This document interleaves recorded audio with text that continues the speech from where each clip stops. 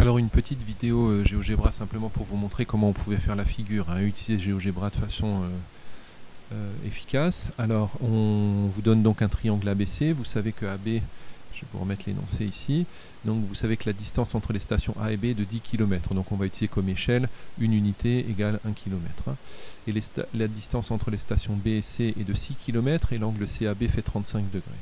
Donc on y va, vous pouvez tracer ici donc un segment de longueur donnée, donc vous cliquez, il l'appelle A de façon automatique, la longueur c'est 10, donc vous avez un segment de longueur 10 unités de GeoGebra, hein, on ne sait pas trop à quoi ça correspond, mais c'est pas grave, j'enlève l'étiquette, c'est-à-dire le petit nom là. Ensuite la distance de B jusqu'à C est de 6 km, donc je vais tracer un cercle de centre B de rayon 6, donc ici dans les cercles vous avez différentes possibilités, je vais prendre centre et rayon, c'est ce que je connais, centre B, et rayon 6 unités. Donc le point C se trouve quelque part sur ce cercle. Là aussi, j'aime pas trop ces étiquettes là qui m'ennuient profondément. Ah. En fait, il m'en rajoute une à chaque fois que je clique dessus, c'est malin. Voilà. Ok. J'ai fait trop de cercles. Hop, toi tu disparais. Et toi tu disparais aussi. Voilà. Ensuite, il me faut donc un angle de 35 degrés ici. Donc quand je vais dans angle, je mets angle de mesure donné. L'angle s'appelle CAB ou BAC, c'est la même chose. Donc il faut cliquer sur A au milieu. Donc je clique d'abord sur B, ensuite sur A, et puis je lui dis que je veux un angle de 35 degrés. Alors que ce soit de sens horaire ou anti-horaire, ça n'a pas beaucoup d'importance. Ok. Donc ça y est, il m'a tracé un petit angle ici de 35 degrés. Il m'a mis un point ici pour que je puisse tracer ici l'angle de 35 degrés, ce que je vais faire tout de suite. Avec une demi-droite, ça suffit. Hop. Voilà. Alors je ne suis pas tout à fait sûr qu'il m'ait mis le point B' au bon endroit. Donc je vais le cacher. On verra bien. Alors si je fais effacer, ici, va tout m'enlever. Hein. Donc je fais juste ne pas m'afficher cet objet-là, me le cacher en gros. Hein. Je vais enlever cette étiquette qui ne me plaît pas, là, comme d'habitude. Voilà. Et donc je vais chercher les deux points d'intersection ici. C'est pour ça qu'il y a deux solutions. On en a parlé pendant la petite réunion vidéo là. Donc je vais chercher ici les points d'intersection. Donc soit je me rapproche du point d'intersection, soit je clique sur un objet puis l'autre.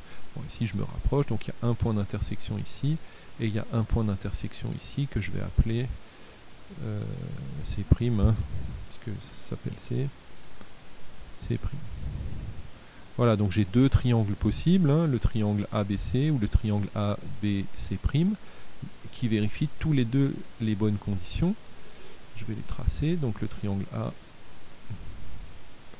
ABC, voilà, donc j'ai bien AB qui fait 10, BC qui fait 6 et l'angle qui fait 35 degrés, et pareil pour l'autre. ABC' vérifie exactement les mêmes conditions. C'est bien pour ça qu'il y a deux possibilités. Donc l'avantage de GeoGebra, c'est qu'effectivement vous pouvez demander les mesures de tout ce qui vous intéresse. En l'occurrence ici dans l'exercice on vous demande l'amplitude de l'angle ABC. Donc je peux aller lui demander, tiens, tu veux bien s'il te plaît me donner la mesure de cet angle. Voilà, donc il y en a une, il va falloir que je trouve à peu près 37,93.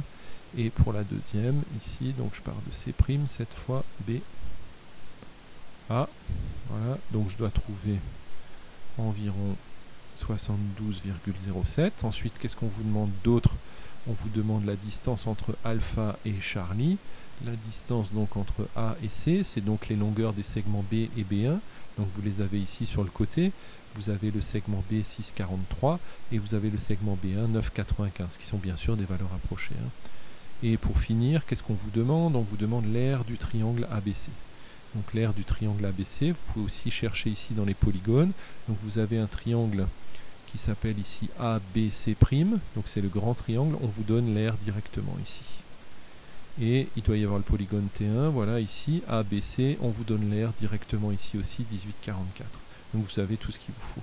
Je me demande si on peut pas derrière faire... Non. Ah si, voilà. Il note ici 1844, et je peux faire pareil avec l'autre et le mettre ici par exemple, pour qu'il mette l'aire ici, 2854. Voilà. Au moins on sait ce qu'on cherche. Et on peut commencer à travailler, on a une figure qui ressemble à quelque chose. Voilà.